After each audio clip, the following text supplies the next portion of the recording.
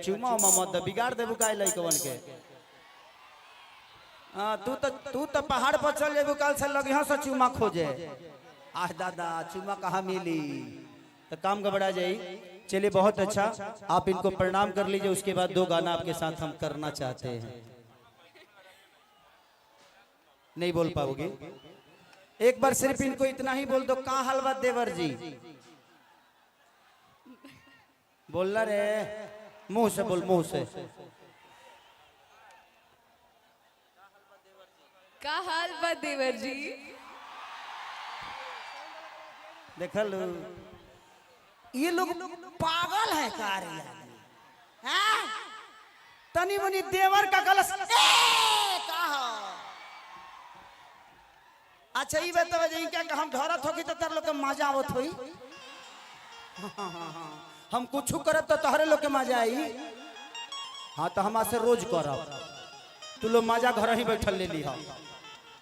एक काम करिए, संजय बाबू कहाँ है,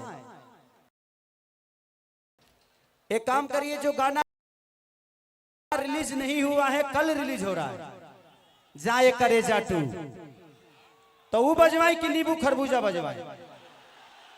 नींबू खरबूजा करेंगे, जाए करेजा बजवा दिले। चलिए बहुत प्यारी है आप, बहुत सुंदर हैं। भगवान ने आपको फुर्सत से बनाया है, अब फालतू काम फुर्सते में होता है ना। बजवा दे बाबू, बजवा दे। उसके बाद बहुत सारे कलाकार हैं, एक गाना और गाऊंगा मैं, उसके बाद फिर आऊंगा। सारे कलाकार बारी बारी से अपना अपना परफॉर्म कर लेंगे, फिर से मैं लास्ट में आके आपका मनोरंजन करा के जाऊंगा, ठीक है। और बाद तू लोग जवन कह बताओ ने गाए कि हम तो ढोढ़ी मुदल रहने पिजरी माटी। हाँ हिला के गिरा दो, हिलावा हिलावा गिर जाए तुरंत।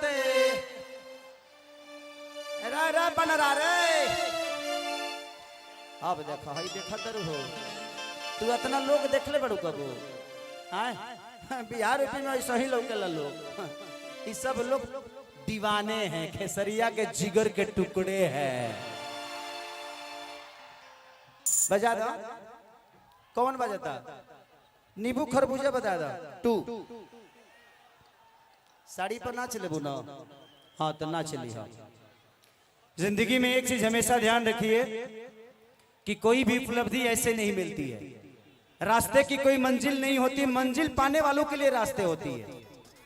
और आज मैं इतना खुश इसलिए हूं कि कोर्ट से न्याय ने मुझे न्याय दिया है, सच्चाई की जीत हुई है, और उसमें बहुत बड़ा योगदान हमारे हिमांशु भैया का है। तो दिल से प्रणाम अपने कार्तिक भैया को और हिमांशु भैया को, और अंबोज भाई हम लोगों के हृदय के टुकड़े, बलिया निवासी।